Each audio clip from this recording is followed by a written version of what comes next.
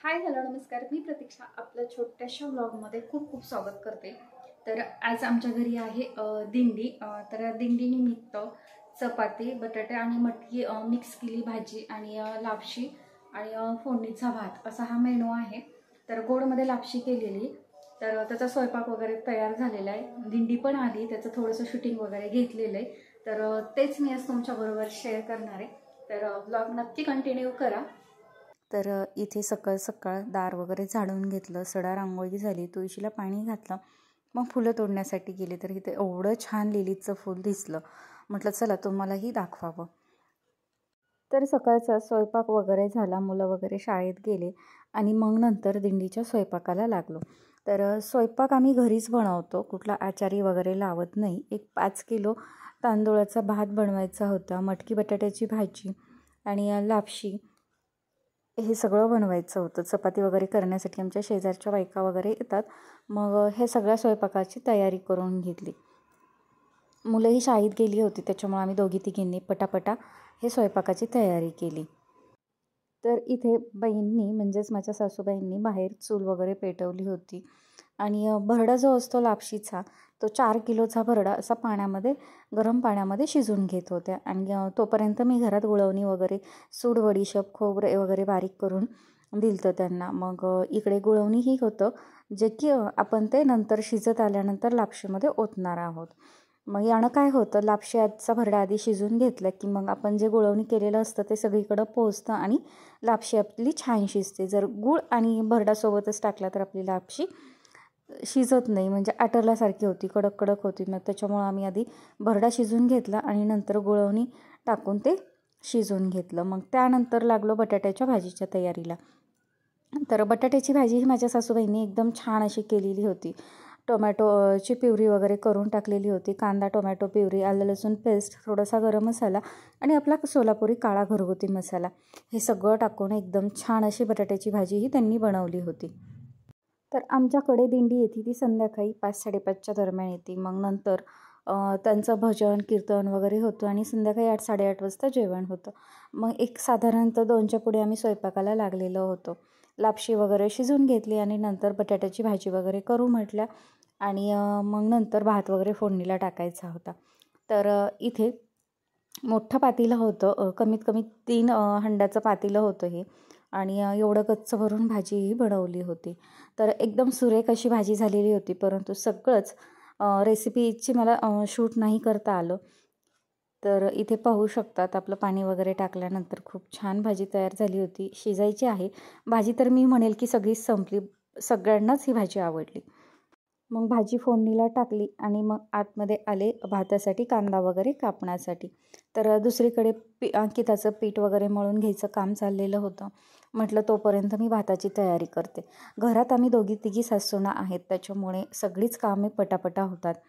तर इथं आमचा राघवही शाळेतनं आलेला होता। राघव तर तो काय कुठे म्हणतो गेलता? बघा। कुठे गेलता? शाळेत? शाळा सुटली? आपल्यात काय आज दिंडी?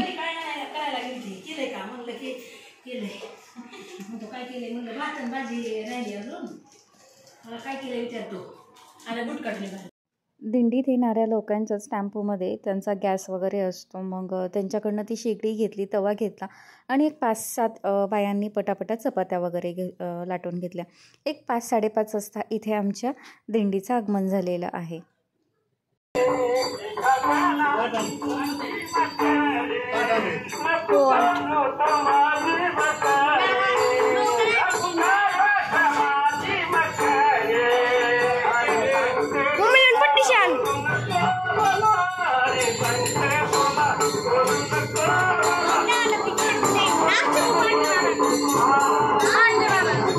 इथे त्यांच्या स्वागतासाठी दोन्ही ताटही तयार केलेले होते आणि मी सासूबाईंना चला म्हणत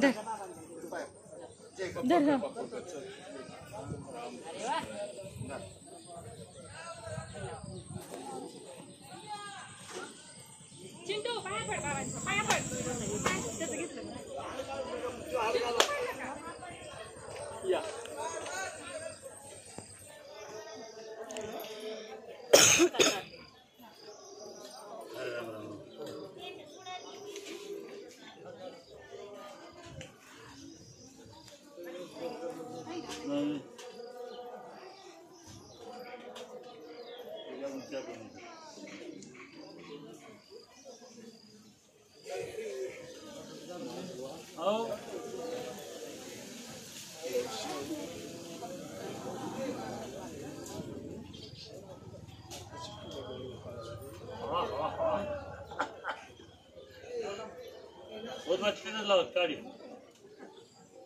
तुळशी तिथेच लावायची पुन्हा कुंडलिका श्री ज्ञानदेव तुकाराम पंढरीनाथ भगवान की जय भगवान बाबा की जय वामन भाऊ महाराज की जय केव्हा आता नेऊ थांबायचं 5 मिनिट थांबा की 5 मिनिट खाली बसून घ्या ऐसा घ्या तुळशी मांडा आतमध्ये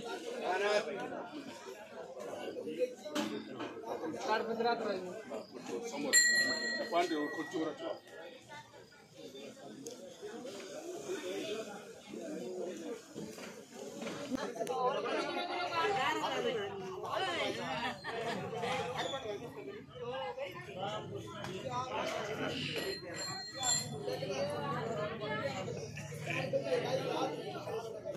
खरंच यांच्याकडं पाहिलं की कुतूहल वाटतं, नवल वाटतं की एवढ्या लांबचा प्रवास ते चालत करत असतात. आणि मग नंतर थोडा वेळ बसले आणि परत भजन वगैरे करण्यासाठी तयारी करू लागली. तर इथे आपली भाजी वगैरे तयार झाली होती. आम्ही सगळं ते सामान किचनमध्ये आणून ठेवलेलं होतं.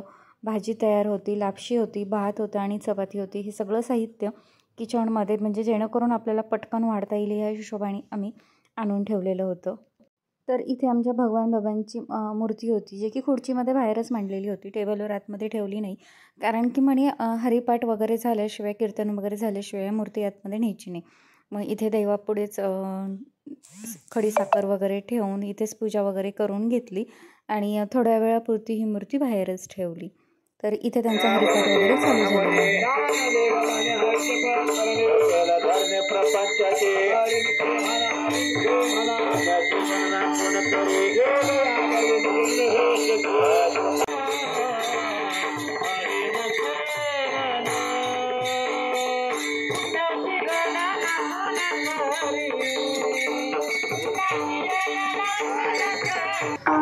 वाट हे चालवे पंढरीची,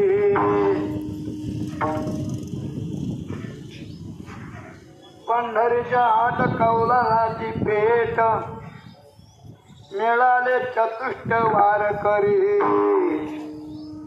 टाळे वाजवावी घोडी उभारावी, वाट हे चालवे पंढरीची. तर इथे विश्वजितचे मित्र वगैरे आले होते, त्यांना जेवायला वगैरे उशीर होईल म्हणून मी लवकरच दिलं. देवाला वगैरे नैवेद्य दाखवून त्यांना जेवायला वाढलं. बाहेर कीर्तन वगैरे चालू होतं. तर तुम्हाला हा व्हिडिओ कसा वाटला ते नक्की कमेंट करून सांगा. चला बाय.